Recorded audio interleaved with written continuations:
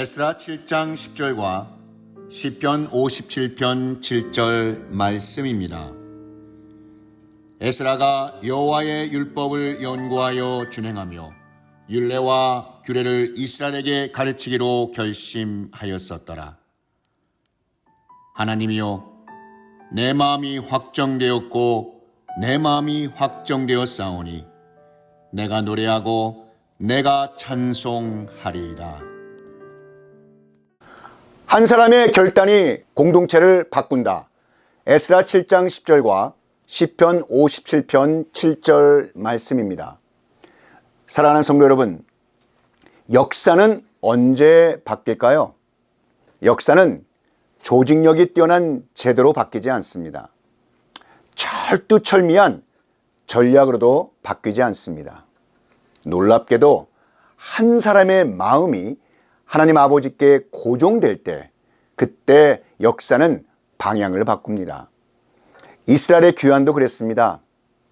70년 바벨론 땅에서의 그 혹독한 포로 생활이 끝나고 드디어 예루살렘 성전이 재건되었습니다. 그러나 문제는 달라지지 않았습니다. 건물은 멋지게 다시 세워졌지만 영혼은 아직 무너져 있었기 때문입니다. 예배의 모양은 있었지만 경건의 능력은 없었고, 전통의 형식은 있었지만 말씀의 진리는 잊혀졌고, 종교의 습관은 있었지만 영적인 변화는 없었습니다. 그러나 공백의 시대에 하나님은 군대를 보내지 않으셨습니다. 정치 지도자를 세우지 않으셨습니다. 말씀 앞에 마음을 정한 그 한 사람, 에스라를 준비하셨습니다. 에스라가 여호와의 율법을 연구하여 준행하며 율례와 규례를 이스라엘에게 가르치기로 마음을 정하였었더라. 아멘.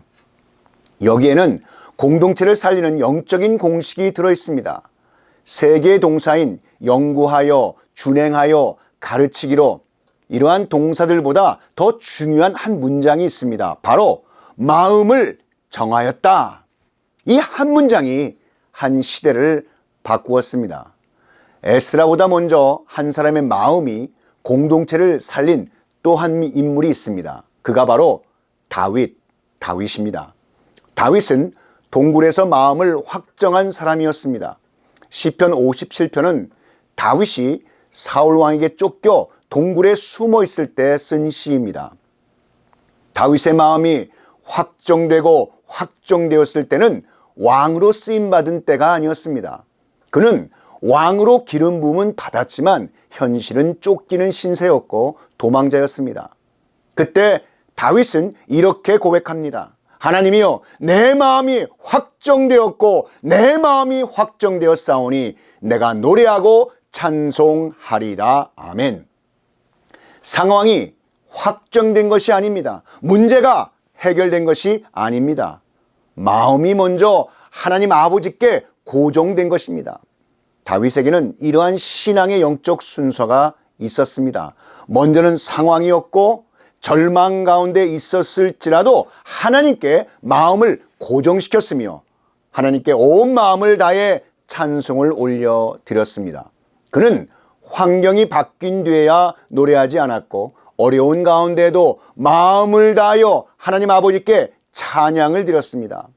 하나님께서는 그런 다윗의 온 마음으로 드린 찬양을 받으시고 약속하신 말씀대로 인도하셨습니다. 바로 다윗은 한 사람의 결단이 공동체를 바꾼 하나님의 사람이었습니다.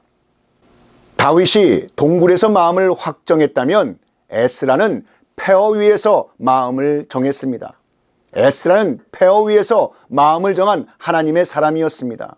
그는 페르시아 제국 치하의 바벨론 지역에서 사역하고 있다가 아닥사스 왕의 조수를 받아 제2차 귀환을 인도하여 예루살렘으로 돌아왔습니다. 그는 포로 출신이었지만 페르시아 제국의 신뢰받는 지역의 책임자 중 한 사람이었습니다. 에스라는 학자였으며 안정된 지위를 가지고 있었고 보장된 미래가 있었던 사람이었습니다. 그러나 그는 예루살렘을 선택했습니다. 안정을 내려놓고 불확실한 땅 예루살렘을 선택했던 것입니다. 왜입니까? 마음의 방향이 이미 정해졌기 때문에 그렇습니다. 에스라 7장 9절에 첫째 달 초하루에 바벨론에서 길을 떠났고 하나님의 선한 손에 도우심을 입어 다섯째 달 초하루에 예루살렘에 이르니라. 사람이 마음을 정하면 하나님은 약속하신 말씀대로 손을 얹으셔서 친히 이끌어 주시는 분이십니다. 오늘 본문 말씀 에스라 7장 10절은 연구, 준행, 가르침이라는 영적 지도력의 황금 공식을 보여주고 있습니다. 첫째, 연구하다, 말씀을 향한 갈망입니다. 연구하다라는 말은 히브리어로 간절히 찾다, 파고 들다라는 뜻입니다. 에스라는 말씀을 설교 재료로 먼저 찾지 않았습니다. 사역의 도구로 먼저 찾지 않았습니다. 하나님 아버지께서 주시는 자기 영혼의 생명줄로 먼저 붙잡았습니다. 둘째, 준행하다. 안다는 암과 인생의 삶을 잇는 다리입니다. 에스라는 말씀을 연구한 뒤 곧바로 가르치지 않았습니다.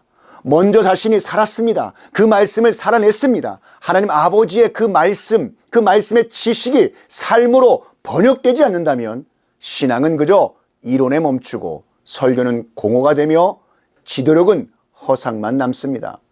에스라는 자기 자신을 첫 번째 제자로 삼는 하늘의 지혜가 있었습니다. 셋째, 가르치다. 공동체를 살리는 책임입니다. 느헤미야 8장 8절은 이렇게 말하고 있습니다. 하나님의 율법책을 낭독하고 그 뜻을 해석하여 백성에게 그 낭독하는 것을 다 깨닫게 하니. 참된 가르침은 정보 전달이 아니라 바로 영적인 변화라고 말씀하시는 것입니다.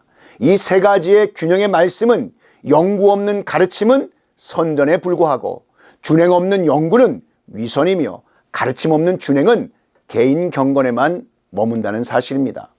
연구가 풍성한 가르침은 능력 있는 말씀의 선포가 됩니다. 말씀에 순종하여 행함 있는 연구는 믿음의 열매를 맺어 진실합니다. 열심히 가르침으로 말씀으로 준행하면 공동체를 영적으로 바꾸는데 귀하게 쓰임받게 된다고 말씀하시는 것입니다. 바로 에스라는 한 사람의 결단이 공동체를 바꾼 하나님의 사람이었습니다. 에스라는 이 세 가지를 한 사람의 삶 안에서 통합한 지도자였습니다. 사랑하는 성도 여러분, 에스라는 위대한 하나님의 사람이지만 그의 삶은 궁극적으로 예수 그리스도를 가리키는 그림자입니다. 말씀과의 관계에 있어서 에스라가 말씀을 연구한 사람이었다면 예수님은 말씀이 육신이 되어 우리를 구원하시려 우리에게 오신 하나님이십니다. 말씀이 육신이 되어 우리 가운데 거하심에 우리가 그의 영광을 보니 아버지의 독생자의 영광이요 은혜와 진리가 충만하더라. 말씀 순종의 깊이로 보면 에스라가 말씀에 순종하려고 애쓴 사람이었다면 예수님은 죽기까지 하나님의 말씀에 복종하신 우리 주님이십니다. 사람의 모양으로 나타나사 자기를 낮추시고 죽기까지 복종하셨으니 곧 십자가에 죽으심이라. 아멘. 중보와 회복에 있어서 에스라가 백성의 죄를 위해 울며 기도한 사람이었다면 예수님은 십자가에서 우리의 죄를 대신 지신 하나님이십니다. 해방의 사역으로 보면 에스라가 포로를 예루살렘으로 귀환해 쓰임받았다면 예수님은 죄에 포로되었던 우리들을 하나님 아버지 나라로 옮기신 분이십니다. 그가 우리를 흑암의 권세에서 건져내사 그의 사랑의 아들의 나라로 옮기셨으니. 아멘. 자, 그래서 우리가 에스라를 읽을 때 놓치지 말아야 할 것은 이것입니다. 에스라를 닮으라 보다 훨씬 더 영적으로 깊은 에스라 안에 예수님을 보라입니다.